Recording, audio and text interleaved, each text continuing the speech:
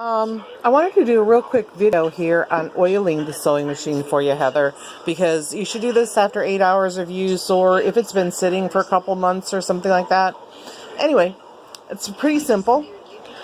First, on the top of the machine, there's holes here, here, here, and here.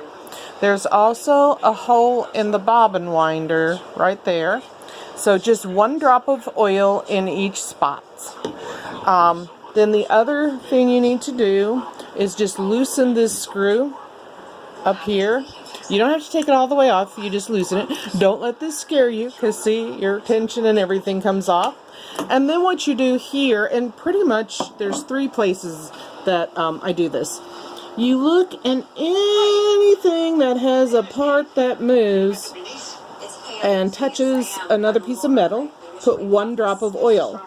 So I just turn my hand wheel and I look and I say, okay, that moves, 1 drop of oil.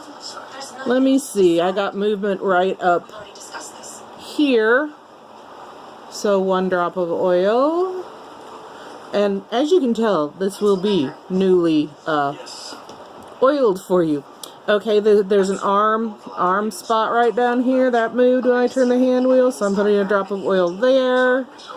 Over here on the take-up lever,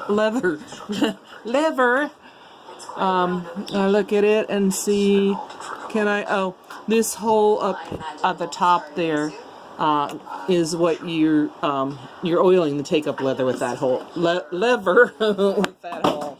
Okay, promise I haven't been drinking. I don't drink. So, anyway, that's about what you need to oil there. Oh, and it just moves so nicely. And then you just, slip this over there and tighten that screw. It's like a little lip that engages under there when you put this back. So then you just screw it on.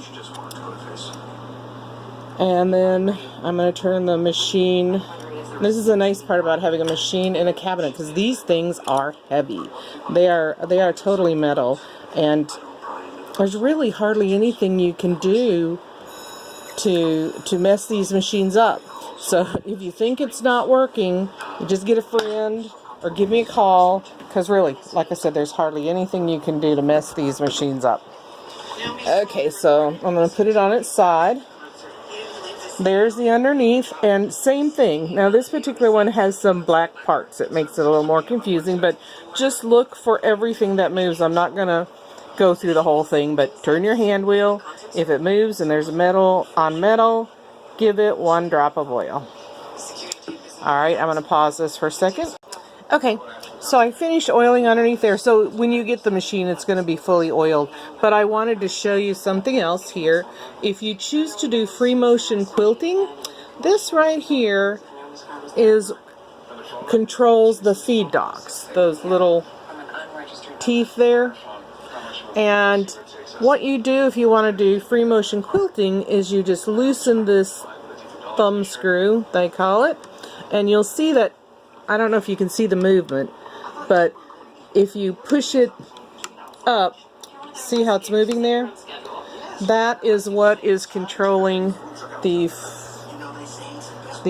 feed dogs. So if you see it now, I don't know if you can tell, but the feed dogs are all underneath. It's not touching, not coming up. I can put my fingers and not feel them. I only feel the ridges of the